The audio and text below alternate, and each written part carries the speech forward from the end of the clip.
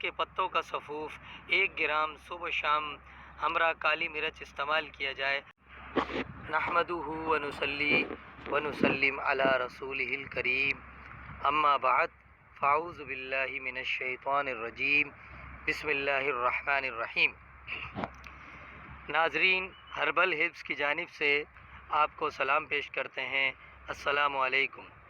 امید کرتا ہوں کہ سامعین آپ سب خیریت سے ہوں گے۔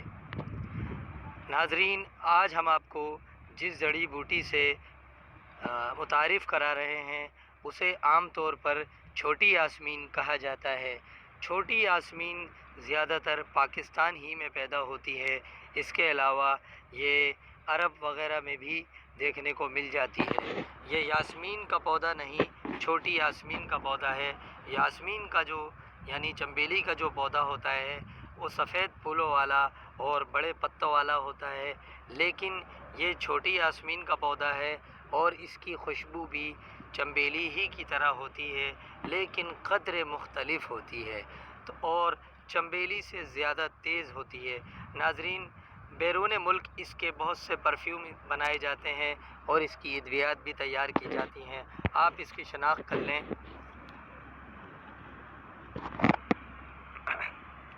یہ اس کے پھول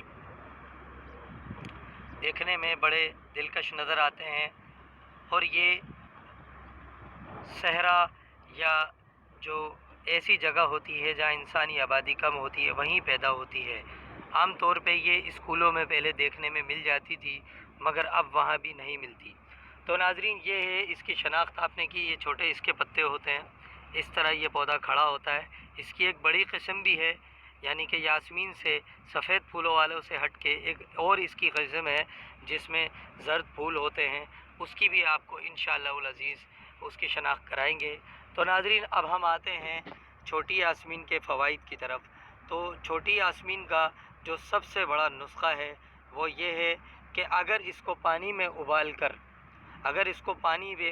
کر پیٹ پر ٹکور کی جائے تو زچہ کو جو کچرا پیٹ میں رہ جاتا ہے یا بعد از ولادت جو پیٹ میں گند رہ جاتا ہے، ناف اتر جاتی ہے یا گندگی موجود رہ جاتی ہے، وہ اس سے خارج ہونا شروع ہو جاتی ہے۔ اس کے علاوہ اگر اس کے پتوں کا سفوف 1 گرام صبح شام ہمراہ کالی مرچ استعمال کیا جائے تو بھی یہی اثرات رکھتا ہے اور بے حد نفع بخش ہوتا ہے۔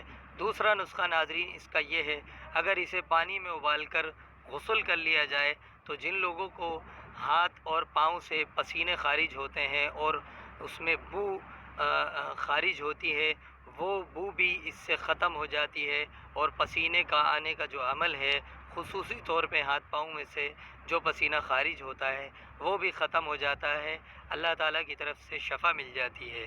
تو ناظرین، پھر کسی نئی جڑی بوٹی کے ساتھ محمد علی شیخ حاضر ہوں گے۔ فی امان اللہ۔